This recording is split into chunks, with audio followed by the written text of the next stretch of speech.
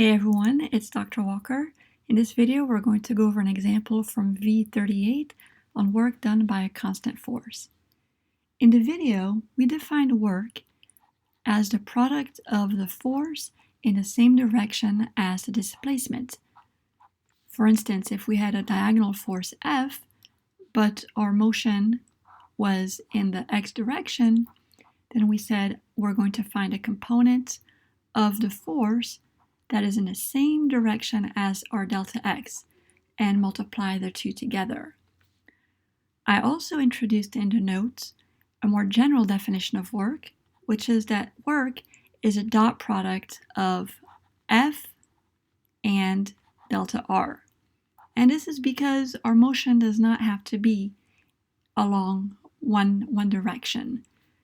So for this definition, if we have the magnitudes of the force and the displacement, then we can find the work by doing F delta R and multiplying by cosine of theta.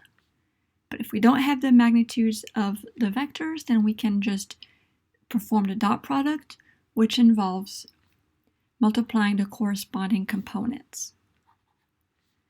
Let's look at this example. We have a particle moving in the xy plane, undergoes a displacement given by r equals 2i plus 3j meters as a constant force F equals 5i plus 2j newtons acts on the particle. Calculate the work done by the force on the particle. I drew a rough sketch of what was happening here. We can see that we are in two dimensions. Our displacement vector, which is r here, but we can call it delta r, is in this direction, and our force is in this direction. So to find the work done by this force, we have to find a component of F along the same direction as delta R, which means finding the dot product of the two vectors. So to find the dot product of the two vectors, we are going to multiply the corresponding x and y components since we are given the vectors in unit vector notation. So the x and y components of r as are given, and the x and y components of the force are given. So we're just multiplying the x components and then adding the y components. That is how we perform dot products.